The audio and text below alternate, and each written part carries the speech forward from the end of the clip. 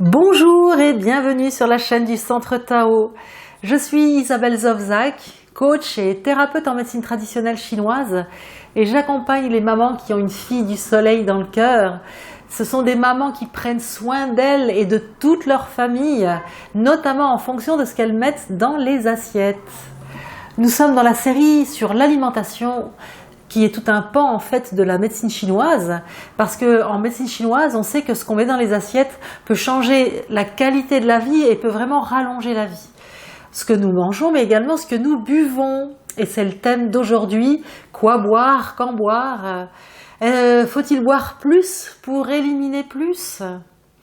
Et puis à la fin de cette capsule, vous pourrez télécharger une surprise qui, comme toutes les surprises que je vous offre, est fort pratique, fort utile et toujours très bon pour la santé. Nous allons démarrer en trinquant à notre santé. Et savez-vous d'où vient cette coutume de trinquer à la santé ? Eh bien, ça vient du Moyen-Âge.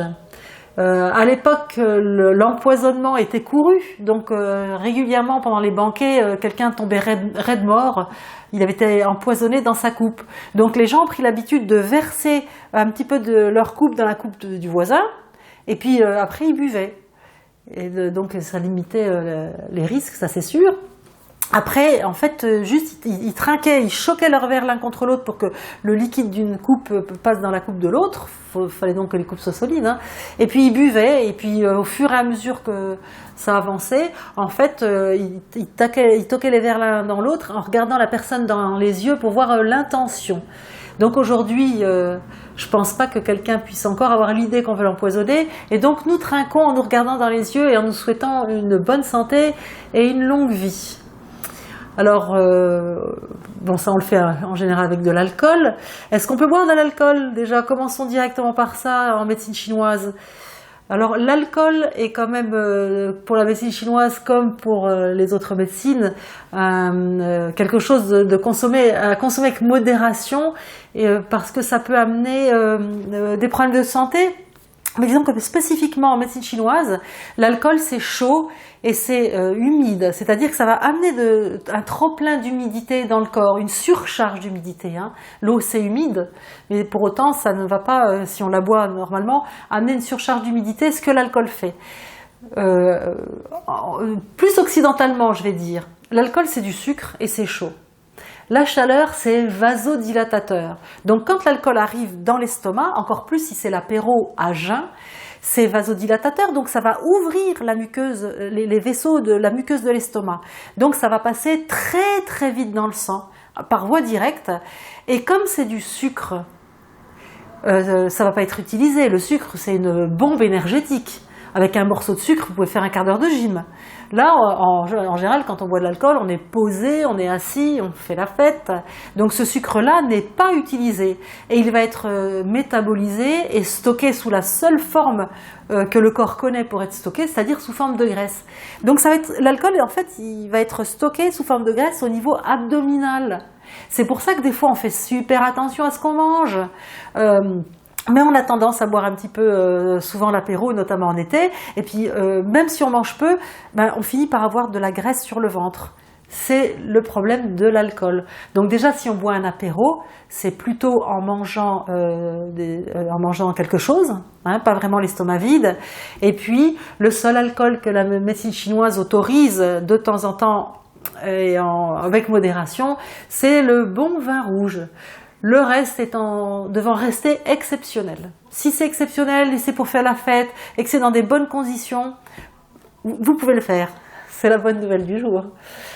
Alors sinon, les boissons classiques, ce sont qu'on connaît du moins en Occident et qui sont les boissons classiques, mais qui sont pas top à boire. Hein. Ce sont les sodas. Alors les sodas, j'y reviendrai dans la capsule qui va traiter des sucres, parce que le soda, c'est du sucre. Et avec un acidifiant qui est rajouté dans les sodas pour tromper notre cerveau et ne pas donner à l'estomac envie de vomir tout de suite avec un apport de sucre tellement intense et d'un seul coup. C'est dingue, c'est dingue. Alors, le café, nous l'avions vu dans le petit déjeuner, Je le redis juste, le café, c'est un aliment qui nous réveille, mais c'est une plante avant tout. Et comme en médecine chinoise, comme le café est une plante comme les autres, et toute plante qui est prise tous les jours va amener des désordres. Il n'y a rien qui peut être mangé ou bu tous les jours, la même chose tous les jours, sans amener un déséquilibre, parce que notre corps va avoir un apport de nutriments toujours les mêmes, trop important. Le café en fait partie. Si on boit une fois un café de temps en temps, là on ressent l'effet. Quelqu'un qui va boire 3, 4, 5, 10 cafés par jour ne ressentira même plus les effets tellement il y aura une espèce d'habitude. Il n'en aura plus que les conséquences négatives. Et les conséquences négatives du café, c'est que c'est diurétique. Et ça peut créer après des problèmes d'insomnie, des tensions nerveuses et musculaires, parce que ça amène des tensions. Donc autant quand c'est une fois de temps en temps pour se donner un bon coup de peps, c'est très bien. Autant quand c'est régulier, ça assèche l'organisme, ça assèche la musculature et ça a des effets négatifs sur le système nerveux. À bon entendeur. Le thé aussi, c'est une boisson qu'on peut boire et ce sera un sujet vu en entier dans la prochaine capsule, tellement il y a à dire sur le thé qui est un alicament. Et il y a plein de thés différents. Hein. Et donc il nous reste l'eau à voir aujourd'hui. Je l'ai gardé le meilleur pour la fin. Alors l'eau, c'est vraiment la seule boisson dont nous avons besoin, en tout cas une fois adulte. Hein. Là je parle déjà dans un cas où on est adulte et dans le cas où on n'est pas malade, c'est-à-dire au quotidien. Est-ce qu'on doit boire froid, chaud, glacé, etc. Je pourrais vous dire c'est comme on veut, mais là, dans tous les cas, c'est toujours bien mieux de boire soit tempéré, soit tiède, voire chaud. Je vous explique pourquoi. Alors, quand on boit froid, il faut savoir que le froid, c'est vasoconstricteur. Le froid, ça congèle, ça resserre les vaisseaux. Hein, quand il fait froid dehors, on a tout qui se crispe. Eh bien, quand on boit froid, sur le trajet, donc dans tout l'œsophage, dans l'estomac, etc., la muqueuse digestive va se contracter. Du coup, l'eau va pas pouvoir pénétrer dans le corps. C'est comme ça qu'on fait ce qu'on appelle une colonne d'eau, c'est-à-dire que ce qu'on boit, on va l'éliminer directement. Dans le désert, par exemple, alors je ne sais plus comment ils s'appellent les habitants du désert, mais enfin, les gens qui habitent dans le désert, ils le savent de manière empirique depuis, je pense, des millénaires. Ils boivent chaud et ils boivent du thé à la menthe. Alors, comme c'est chaud, sur le passage de la chaleur, c'est vasodilatateur, donc le liquide va pouvoir rentrer dans la muqueuse. Et puis comme le thé vert à la menthe, c'est un grand rafraîchissant de l'organisme, on le verra également dans d'autres capsules, cette conception des aliments chauds ou des aliments froids. En tout cas, le thé vert rafraîchit. Mettez-vous une feuille de menthe dans la bouche et puis faites comme ça, et vous allez voir comme ça vous rafraîchit au passage. Donc, comme ça rafraîchit, une fois que c'est passé dans le corps, ça va descendre la température du corps. C'est d'une intelligence folle. Quand on veut se rafraîchir, on boit chaud du thé vert à la menthe. C'est extrêmement intelligent, gardez l'idée en tête. Donc c'est pour cela qu'il vaut mieux boire tempéré, tiède ou chaud, c'est pour que votre corps puisse absorber les liquides. Je vais également vous donner une comparaison pour que vous puissiez vraiment vous mettre cette idée en tête à jamais, pour toujours. Quand il fait chaud, la terre elle est desséchée. S'il y a un orage qui arrive et il pleut d'un seul coup, la terre elle va rigoler, l'eau elle va rigoler sur la terre. Elle va pas rentrer à l'intérieur. Quand la terre est sèche, il va falloir humidifier petit à petit, même tapoter. Alors quand on a trop chaud, qu'on est desséché et qu'on boit 1 litre comme ça glacé, ça fait exactement la même chose qu'un orage sur une terre desséchée. Ça ne pénètre pas, ça rigole, ça va dans les égouts. Donc gardez cette image en tête pour, si vous n'avez pas l'habitude de boire tiède ou chaud, commencez à y réfléchir. Je pensais déjà à autre chose, parce qu'en fait, quand on n'a pas l'habitude de boire chaud, notamment quand on mange, et qu'on commence à y faire, on se rend compte à quel point ça facilite la digestion, comme c'est moelleux dans son ventre, plutôt que d'avoir un choc thermique comme ça en envoyant quelque chose de glacé à l'intérieur de son corps tiède. Et les Américains, ils ont tout faux, parce que quand on va aux États-Unis et qu'on va au restaurant, on vous sert d'emblée à jeun un grand verre d'eau glacée avec des glaçons dedans. C'est la pire chose qu'il faut faire. Et dans tous les cas, en médecine chinoise, on explique qu'il ne faut pas boire en début et pendant le repas. Là aussi, je vous donne un exemple pour que vous puissiez comprendre pourquoi. Si vous vous faites chauffer une poêle, et puis vous versez de l'eau froide dedans, qu'est-ce que ça va faire? Ça va fumer, ça va bouillonner, mais ça va pas aller ensemble comme ça pour bien faire. C'est une réaction violente. Faut pas de violence à l'intérieur de vous, un peu de douceur dans ce monde de brute. Donc on ne boit pas en début de repas. Par contre, à la fin du repas, justement pour mettre un petit peu de moelleux et aider la digestion, là l'idéal c'est de boire un thé ou une tisane, en tout cas une boisson chaude pour faciliter la digestion. Les sucs gastriques ne seront pas dilués si vous buvez à la fin du repas, parce que la digestion est entamée et ça va être dans le bol alimentaire ce que vous buvez. Par contre, quand on boit à jeun, là les sucs gastriques se diluent dans ce qu'on boit et puis vont passer tout de suite la barrière de l'estomac puisque c'est liquide. Ok ?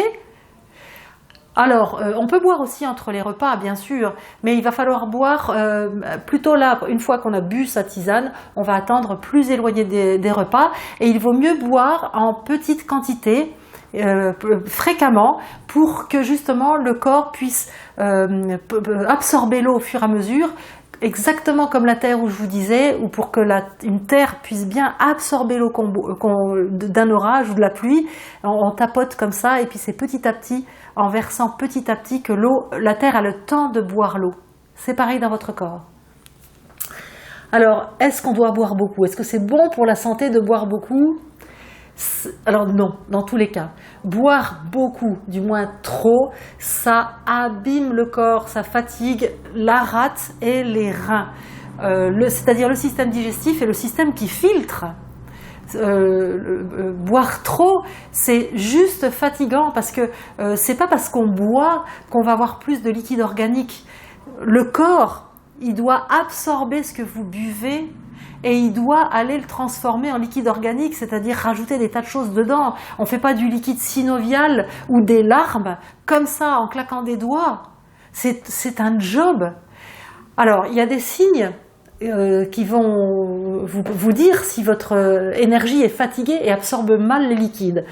Le premier signe, c'est quand vous avez l'impression que dès que vous buvez, vous allez faire pipi. Ça montre que votre corps laisse passer l'eau, et on voit des gens qui sont déshydratés, bien qu'ils boivent régulièrement, parce qu'en fait leur corps n'arrive pas à absorber l'eau. Il y a une fatigue digestive, un manque d'énergie pour faire le job. Donc ça doit alerter. Si vous buvez beaucoup, que vous avez toujours soif et que vous faites pipi ce que vous buvez, allez voir un thérapeute en médecine chinoise, parce que là il y a vraiment des choses à réguler dans votre organisme. Il y a des personnes qui n'ont pas soif. Est-ce que c'est un bon signe ou un mauvais signe?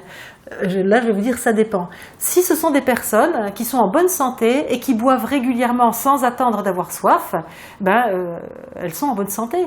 Le signe qu'elles n'ont pas soif sont qu'elles régulent bien leur liquide, leur hydratation corporelle. Là, dans ce cas-là, on boit en général entre 4 à 8 verres par jour. Okay, donc c'est, on va dire, entre 1 litre et 1,5 litre par jour. Régulièrement, on n'a pas sensation de soif, on est normal. Par contre, il y a des personnes qui n'ont jamais soif et qui ne boivent pas. Et des fois, ce sont des personnes qui justement font beaucoup de rétention d'eau. En gros, leur corps, il a une autre façon de mal gérer les liquides, il les stocke. Et comme il est plein d'eau et qu'il a du mal à digérer l'eau, à la gérer, il coupe la soif parce qu'il ne peut pas gérer les liquides. Là également, c'est un signe où il y a des choses à réguler et rien de tel qu'un thérapeute en médecine chinoise pour réguler ce genre de choses. Mais parfois, le manque de soif, c'est un corps qui n'en peut plus. Donc, c'est pas la peine justement de dire « je vais boire encore plus pour éliminer plus ». Ça ne marche pas. Un corps comme ça, il va stocker plus. Si on veut éliminer plus, il faut avoir suffisamment d'énergie pour éliminer plus. Donc il faut remonter l'énergie. Maintenant, il y a aussi des personnes qui n'ont pas soif parce qu'elles transpirent beaucoup, elles ont beaucoup d'activités et elles ne boivent peut-être pas forcément suffisamment. Donc là, ces personnes, elles transpirent, elles ne boivent pas assez et elles peuvent voir en fait que les urines sont foncées et condensées, elles ne font pas beaucoup pipi. À ce moment-là, alors là, c'est un signe qu'il faut boire plus. Donc voilà, je vous ai dit l'essentiel. Je pense que là, vous avez une bonne vision et que vous avez compris que de toute façon, il ne faut pas boire plus pour éliminer plus. Ça, c'est archi faux. Vous pouvez me croire sur parole. Alors, comme je vous disais au début, je vous ai préparé un cadeau que vous pouvez télécharger en cliquant sur le lien d'une recette en fait qui va vous permettre de reminéraliser votre corps, donc de pas simplement boire de l'eau, mais quelque chose de beaucoup plus efficace pour permettre à votre corps de se réhydrater et de refabriquer des liquides organiques rapidement. Et donc ça peut servir notamment si vous transpirez beaucoup en été ou alors si vous faites une activité physique ou si vous vous sentez déshydraté. La recette là, vous verrez, elle fait des miracles.